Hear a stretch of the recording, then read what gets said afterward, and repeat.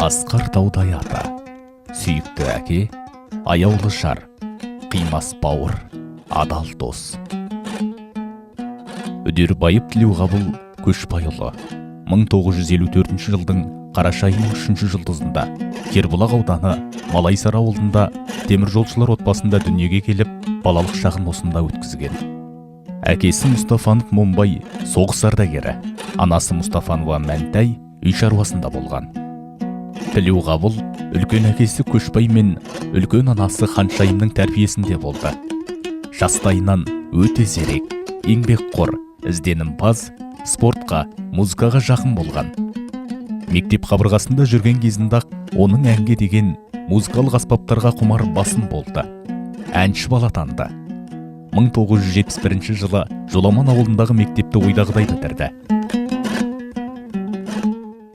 1973-1975 жылдары Смоленск қаласында әскери борышын өтеді.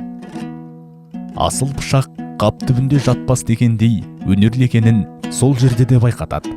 2 жылдық әскери борышын өтеп келген соң әнші болып сахна төрінен көрінгісі келгендіктен бе, әлде Алланың жазуы солай болған болар бәлкім.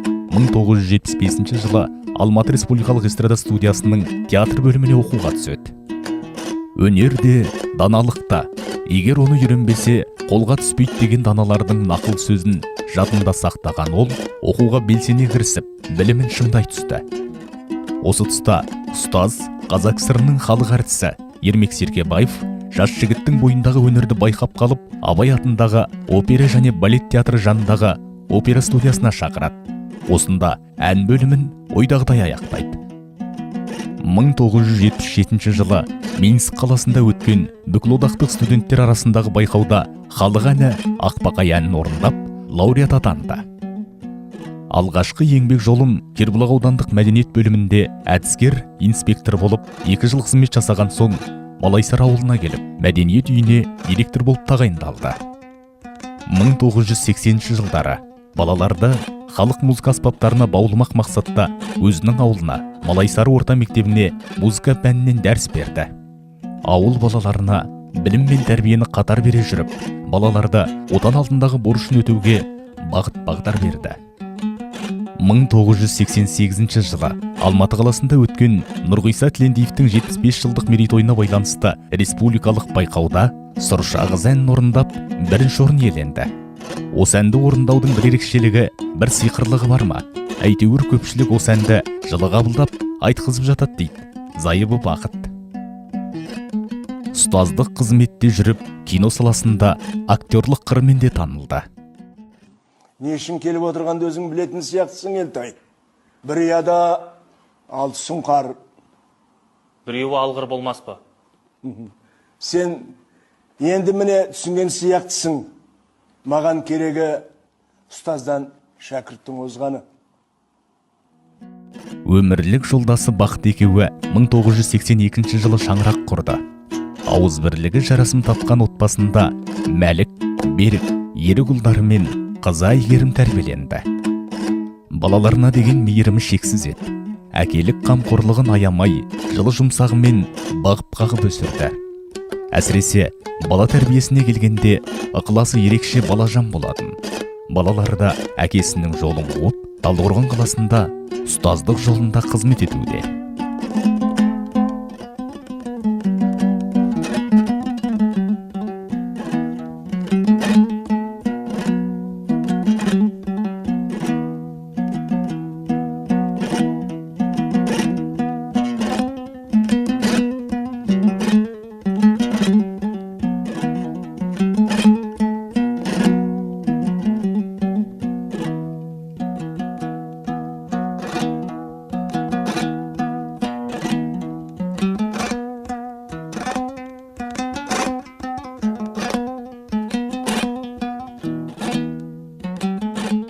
Өзінің 70 жас мерейтойында бауырларына, туыстарына, құдаларына ыстық ықылас, ілтипатын білдірді. Бүгін айтпағанда қашын айтам дейді. Бүгін менің қағана қақ, топырағымыз бір, негізіміз бір, бауырларым келіп отыр. Құдай қосқан ұлдарының, қыздарының құдаларым келіп отыр. Қайынжұртым келіп отыр. Өзімнің нағаштарым келіп отыр. Артымнан ерген іні қарындастарым келіп отыр. Өзім қуаныш көңіл толатындай жиендерім, немерелерім, бауырым бағалып отыр. Қадірлі қонақтар,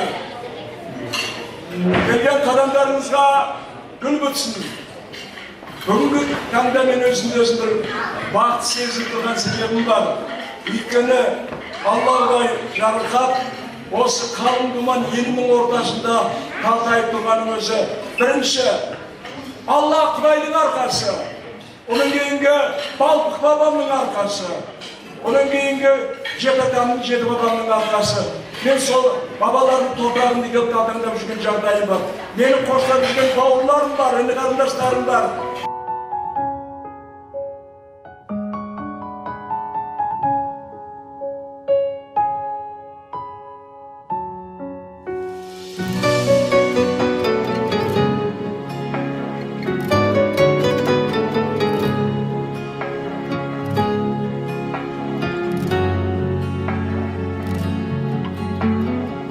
Анамды жылатпағаның үшін, рухымды құлатпағаның үшін, рахмет әке. Балам деп өбектегенің үшін, жамандық үйретпегенің үшін, рахмет әке. Қорғансыз тастамағаның үшін, ниетті ластамағаның үшін, рахмет әке. Ең жақсы адам болғаның үшін, адамнан адал болғаның үшін, рахмет әке. Әкең деп айтатын анам, әкем деп айтатын адам, барға да шүкір. Әкемнің раббысы болған, әлемнің раббысы болған, Аллаға шүкір.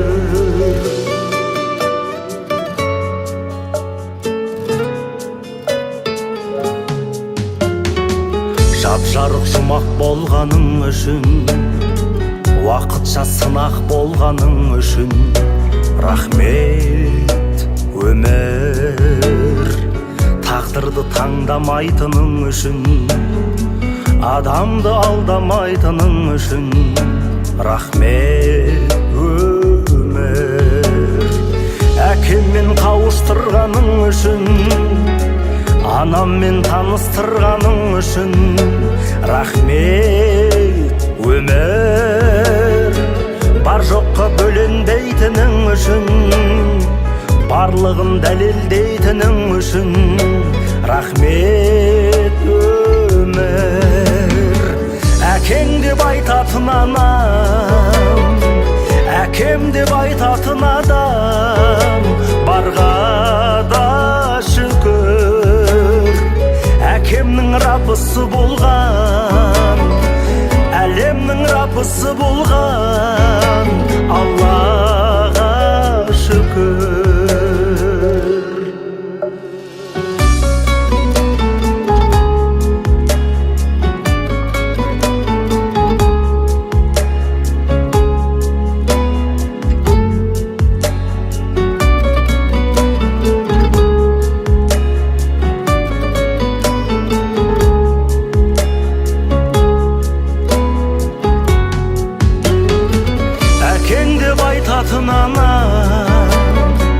Әкем деп айтатын адам, барға да шүкір.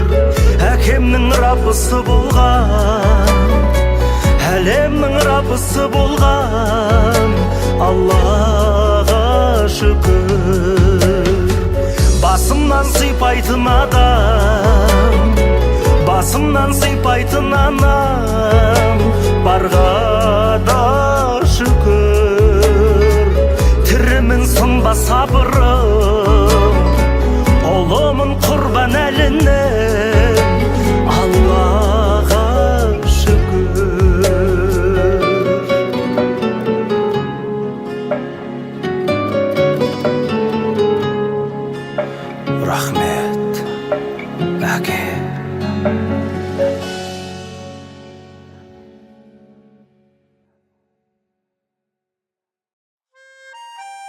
Әйтсе де 5 күндік жалған біреуге ұзақ, біреуге қысқа беріледі. Әкеміз ұзақ жасай алмаса да, мәнді де мағыналы ғұмыр кешіп, ұлдарын ұяға, қыздарын қияға қондырды. Бүгінде солардан өрбіген немерелеріне сүйікті ата, сағынышқа айналып отыр. Әкеміздің жарқын бейнесі мәңгі жадымызда. Ол жақсы әке болуымен қатар адал жар, қамқор аға, мейірімді іні, сыйлы құда, жақсы жезде бола білген асыл жан еді. Сырғыған уақыт әкеміз дүние салғалы міне 1 жыл артқа тастады. Әкеміздің артынан жасалған барша дұға тілек қабыл болып, жаратқан алдын жарық қылғай.